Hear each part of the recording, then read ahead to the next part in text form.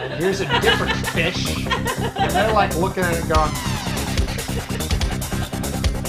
there's no little divider in the cash drawer for dollar bills that are fully in the fish, is my point. Restaurant tips that way. Wait. Yes, I knew it. Anyway, we were talking about origami. I guess I'll have to get back to origami because I got a lot of stuff to talk about. First thing I need to mention in this show. I got a lot of feedback from people in the forums, a bunch of emails about the last show, which I'm kind of amazed about because as far as I know, it's not even edited yet. So I don't know where you people saw it, but I guess maybe the people that were in the audience tweeted about it or something, and then it just spread and people started writing. In the last show, I brought my iPad to use instead of my paper notes. And I thought, this is cool, this is technology. I'll kind of show off where television's going to be 8 or 10 years from now when everyone has iPads and their own television shows, and they're using them to remember what to talk about on their own television shows. And so I was using it, and people are like, Keith, don't use an iPad on your show. First of all, you don't need to have an iPad to look cool, Keith. I'm like, yes, I do. I need anything I can do to look a little bit cooler is great, is really bonus for me. But then, secondly, they're like, you kept looking at the iPad, Keith. And I'm like, yes, I did, because it's freaking cool. Have you ever used one? It's just like, they're freaking magical, okay? Steve Jobs came out, he said, these are going to be magical. And we at Apple, we all laughed. Ha, ha, ha, ha. He said magical too often. It just seemed wrong. And then we all got him, and we're like, the man is a freaking genius. Or, this is theory number 2, they've been putting something in the water in the cafeteria. It makes us all think he's a genius, and we can't tell the difference. Anyway, so I'm back to paper, to dead trees. Okay, I feel bad, I'm killing trees for this show. That's how much I care. And I guess on that same topic, someone sent me email, a little girl, an 8-year-old, who sent me a nice, lovely email. Keith, I love the show. Love all the stuff you talk about. I'm learning so many things. I'm just wondering, why do you do the show? Now, for years, when everyone would ask, Keith, why do you do the show? I'd say, it's a condition of my parole. And then I would explain that my parole agent was very lazy. And he didn't want to really have to follow up to make sure that I was around and behaving correctly and stuff. And so what he said is, you have to do a television show and you have to occasionally talk about current events. And that way I'll know you're still alive and still occasionally taping your television show. And I can just flip over to channel 15, in the commercial breaks when Magnum PI is not on TNT. And I can, catch, 30, 45 seconds of you, and then I'll be able to put the checkbox in your report that you're still alive and not doing that filthy, disgusting thing that you were arrested for. But I had to stop that because 8-year-olds kept writing me, and I felt bad trying to explain what parole was. It's like, when someone is very naughty, but less naughty than a lot of other people, such that the state can't afford to keep all the naughty people in prison, so they let some of the less naughty people out of prison, and then they make them check in with parolee. See, 8-year-olds, they just stop paying attention midway through that. So it's time to come clean with everyone. I think a lot of you have figured this out. I do this show because I'm really a narcissistic dweeb. And I want to be ungodly famous. Like, I want to be so famous that when people years from now meet someone else, like a young person, and they find out that person is named Keith, they go, oh, are you named after the Keith from Keith Explains, okay? I would like my name to be synonymous, like with Madonna, or Brangelica, or something like that, right? That's kind of like why I named the show Keith Explains. They're like, Keith, you could have named it anything. And I'm like, well, it was important to get the Keith in there. And the Keith had to be first. Because if you're looking for a show with Keith in it, you're not going to scan all the listings looking for, explained by Keith. No, you're not going to notice it. So it's got to be Keith first. And if you notice at the beginning of the show, I make the editor put Keith in huge letters on the screen. And for years, I used to have a little Keith Explains over in the lower corner the whole time until I forgot it once. And then I never remember to put it back. So, oops. But anyway, I want to be ungodly famous. Like, just rolling in cash. I want groupies. I want lots of groupies. And I got none of this right now, okay? So I keep doing the show with the hope that someday I will say something so incredibly stupid. It just goes ungodly viral. And then producers call me and say, Keith, we'd love to have you on our network being an idiot. And I'm like, I'm your guy. I'm your guy. So in that exact same vein, as you know, I'm on TV every week right now, except it's the same show a lot because, well, as you know, I do this show. We tape it on Thursdays, and I get to the studio at like 8, and by 9:15, I'm done, okay? I've talked my bit. I'm in the car. I'm headed for coffee. I could do the show every week, but then I have to give the tape to this editor guy, and he's like, editing's hard, and I'm like, how hard can it be? You drag crap somewhere or something. I don't quite know. I assume there's probably some clicking and some dragging and maybe a little typing. He's like, no, it takes a long time, a real long time. It takes hours to edit the show. And I'm like, really?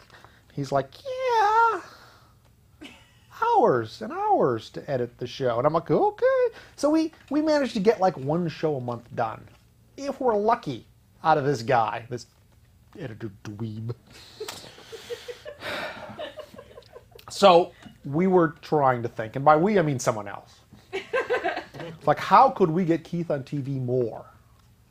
And we thought, well, we can't do another Keith Explains. I mean, that the editor would just fall even further behind. So we thought, well, he thought, again, I'm out of it. By 9:15, I'm done. I've forgotten the show. People tell me that I talk about things, and I'm like, yeah, okay, whatever. Yeah, maybe I'll go look at it. I don't look at it that often. So this friend of mine, John, was like, hey, we should do another show. And I'm like, really? And he's like, and it should be called John Wants Answers. And I'm like, you learned the rule about putting your name up front. He's paying attention. And he's like, yeah. And I'm like, now you did kind of steal the part about the second word being, Keith Explains, John Wants Answers. And he's like, yeah, I guess I kind of did. And I'm like, I'm not going to sue you this time. But I do want a cut. A big cut. I want like half of all the profits.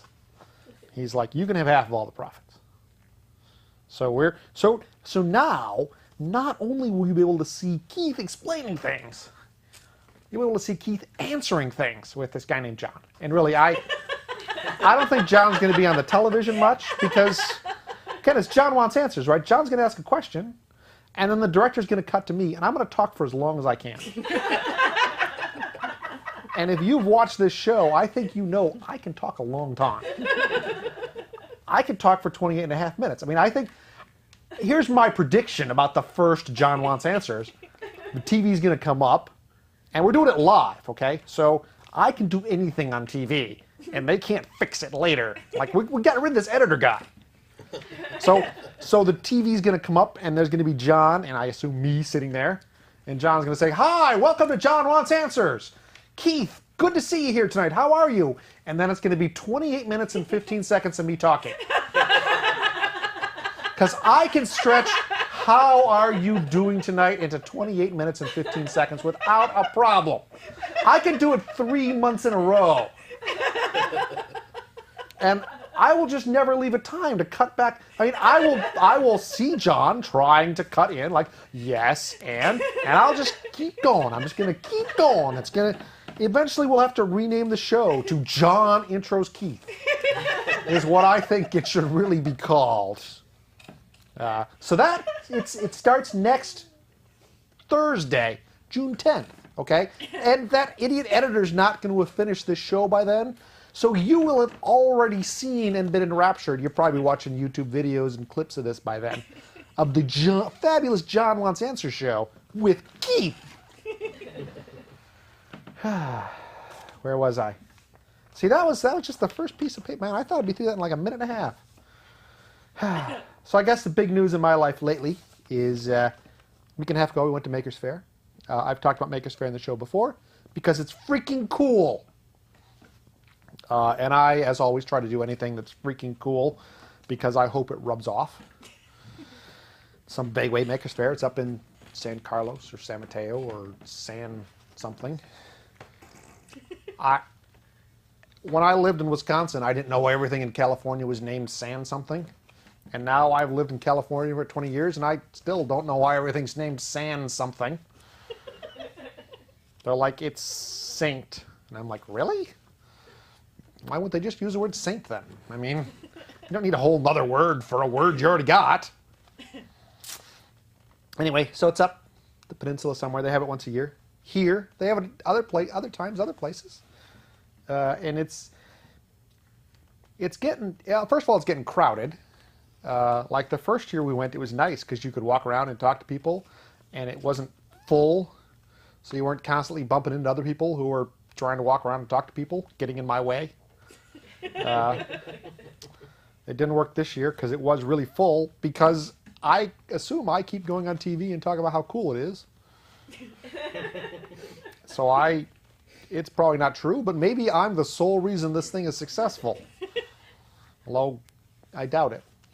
Because there's a lot of other people that have talked about it and written about it and stuff. It's like, imagine a gazillion geeks all descended in the same place and went, look at all the cool stuff I did last year. And all the other geeks went, yeah, that's a 7. Or, yeah, that's kind of cool, but yeah, I saw 2 13-year-olds doing something even cooler last year. And you're like, oh. So mostly, I go to Maker's Faire, I walk around, I talk to people. I greatly enjoy, and it's I don't know how, there were 100,000 people there this year, which is way more than you'd really think should be in a place like that.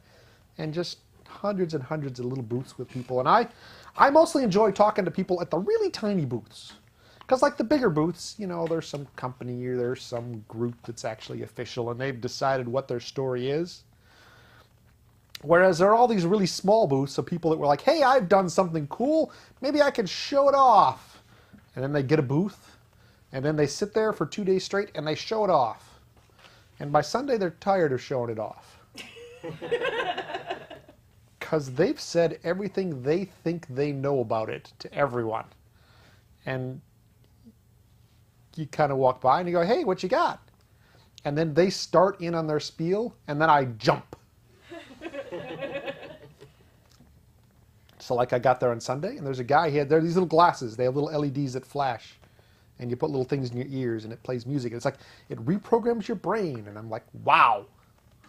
Reprograms it to do what? He's like, well, it helps you relax. I'm like, yeah, that's nice. What do you do? He's like, I'm a postman. I'm like, should postmen be putting flashy things in their eyes and reprogramming their brains? You guys are really near the edge already. I think you're really 2 flashy things and 1 bzzz in the ears away from going on some kind of mass attack. And he's like, no, it helps you relax. And I'm like, oh, well, then it's good. You guys need all the relaxing you can get. I mean, your profession is a verb, right? It's not like going hunting, right? It's going postal, you know? He was a nice guy. He didn't try to kill me, which I took as a plus, because you guys got to be careful with post guys about mentioning that their profession is prone to murderous rages for some reason. No one knows why. I think it's the stamps and the penmanship, really.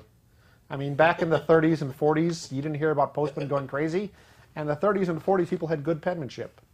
And now, if you've watched an 8-year-old write, you can't tell his 3s apart from his 8s, because they all type, right? All they do is type, but when you write a letter, you write it with... So like postmen, I assume, are out there on the route just staring at paper going, the heck address is that? Is that a San what? San what? And it gets to him, and it drives him crazy. What else? There's a guy at a little booth, and I walked by, and I said, dude, what is it? He's like, it's a hook. I'm like, a hook. That's what your big idea was, is a hook. And he's like, well, it's on a light switch. And I'm like, I can see it's a hook and a light switch. He's like, great, isn't it? I'm like, you took a piece of plastic, like the kind you would screw in as an outlet plate over a light switch, and you put a hook on the bottom.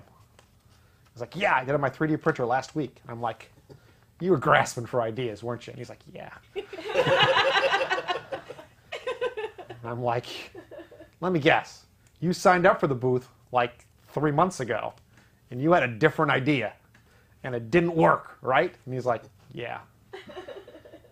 He's like, but then I thought of the hook with the light switch. And I'm like, it's a very nice hook, but it is just a hook, you know. And he's like, no, I have one that's a little basket too. And I'm like, you didn't mention the basket. I mean, for God's sakes, who's thought of putting a basket next to the light switch to hold, for example, keys or change? He's like, I'm thinking of trying to get a manufacturer. And I'm like, good luck with that.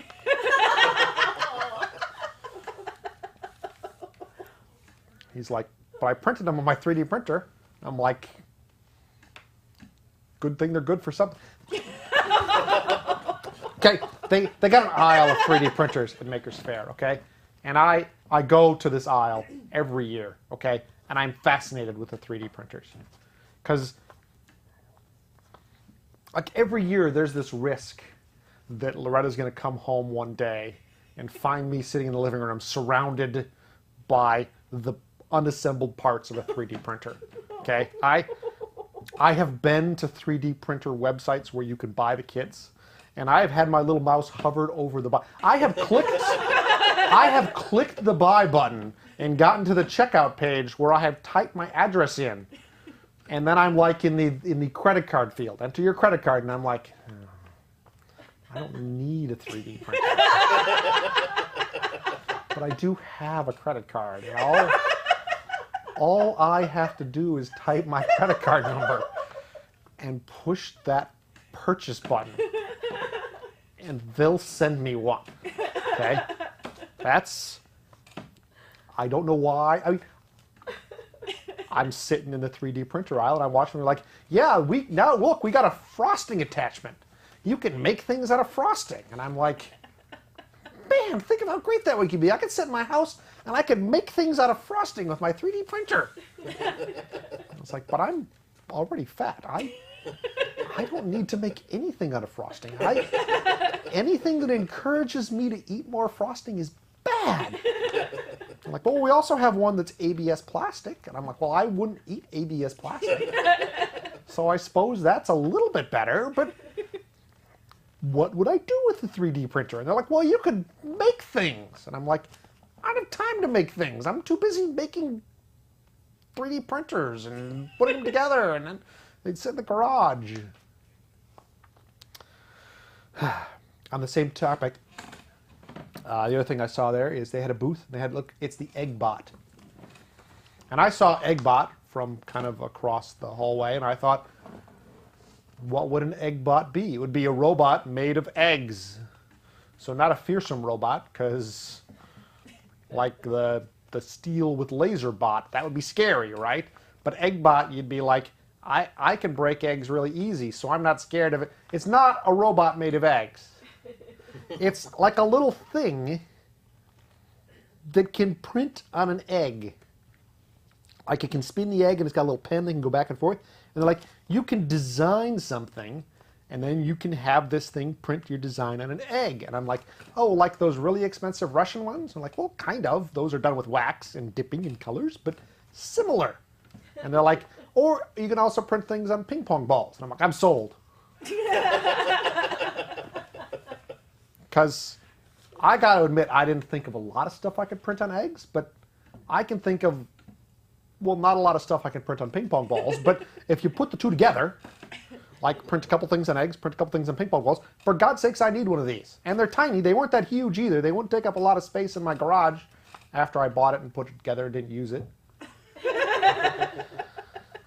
And so I talked to the guy, and it sounded really cool. It's actually made by someone I know who thought I need to print things on eggs, and then wasn't smart enough to realize he didn't really need to print things on eggs, so he kept going. And now he's got a thing that can do it over and over and over in a very detailed way. And then it occurred to me why you would need an egg bot. You would go to the grocery store, you would buy a dozen eggs, you would take them home, and then you would put them in your egg bot one at a time, and you would have it print phrases on the eggs, like, "Help, I'm being held captive in an egg factory." Okay? Then you would put the eggs back in the carton, and then you would drive back to the grocery store. I've checked this out. Grocery stores, there's a guy that occasionally looks to see if anyone's stealing food. There's never a guy that looks to see if anyone's unstealing food. Like, you can walk into a grocery store with any food you want, and they're not going to stop you. They're like, I guess he just decided to bring eggs to the grocery store with him. So once you got the eggs in the grocery store, you just need to wait for a moment when the egg aisle is otherwise unoccupied. And then you open cartons of eggs and you put your eggs in them. And then what you know is that at 12 separate places around Santa Clara County, over the next week and a half, someone's going to go, "My God, someone's being held captive in an egg factory. What do I do?" And by about the fifth guy, the 911 operator would be like, "Yes, we know about the egg factory guy. We don't think there's someone being held captive in an egg factory." See, that's funny. I mean, you wouldn't be there for the funny, but you could sit at home knowing that funny was happening somewhere, and it was your fault. Okay, there was this aisle filled with teenage girls who had been busy making robots for this first robotic league. And they have this contest every year, and they're like, "Here are the rules, here's a bunch of parts, go make a robot." And then the girls would go off and they'd like weld crap, and they'd program the little computer, and they'd work with a little wireless thingy, and they'd make a robot, and then they would take the robot to a place with a bunch of other girls and boys. I don't want to imply it's all girls, but when I was there were like 3 teams there, and they were all girls teams. And so you're talking to like a 13-year-old about how she made her soccer playing robot. And let me tell you, 13-year-old girls are freaking smart these days. Because when I was 13, I was writing code, and like I had some vague notion of how it worked. And I'm talking to this 13-year-old girl, and she's explaining to me why they chose not to use some particular kind of algorithm for finding the proper route to get, because it was order log n log n, and they thought there was a better way to do it. And I'm like, I'm frickin' doomed. In 5 years, when these girls start entering the job market. Again, the only thing I think that can save me is, again, they wrote their code in Java. And Java is the operating system programmer's full employment act, because people that write Java can't write operating systems. Like, it just doesn't occur to them that there are pointers. Okay, the last thing about Maker's Fair. See, look at all these pages. Like, I'm gonna have to go quick through this. There was one last thing that impressed the bejesus out of me at Maker's Fair, just for the sheer lunacy of it. There are these guys from Texas that have Tesla coils, and they're big Tesla coils, and they make, you can put a big Tesla coil up and you can make lightning, and it looks cool. And like a couple years ago at Maker's Fair, the big thing was they'd have a huge Tesla coil, and once an hour they'd shoot off, there'd be lightning indoors, and everyone would go, "Ooh." Okay, and the guys in Texas went, "Well, that's nice, but after the 3rd year, you've kind of seen it 3 times. And they're like, "Well, what else could we do with the Tesla coil?" And they were like, "Well, you know how the Tesla coil makes noise when it goes off?" I'm like, "Yeah." We're like, "Well, that noise, if we change the frequency, the noise changes frequency, because it's like electricity," and I don't understand. He explained it to me. Just suffice it to say, if you're smart, you can tune a Tesla coil to kind of vaguely play notes. And then you can write a MIDI controller for your Tesla coil so that you can play a piano, and your Tesla coil will play roughly the notes that you're playing on the piano, except with lightning. which I think is cool. I would have stopped there. And I guess for the first year or two, they did too. And then they thought, well, sure, you're hearing lightning being played on a keyboard, kind of notey, but what do you look at other than the lightning? They're like, here's the idea.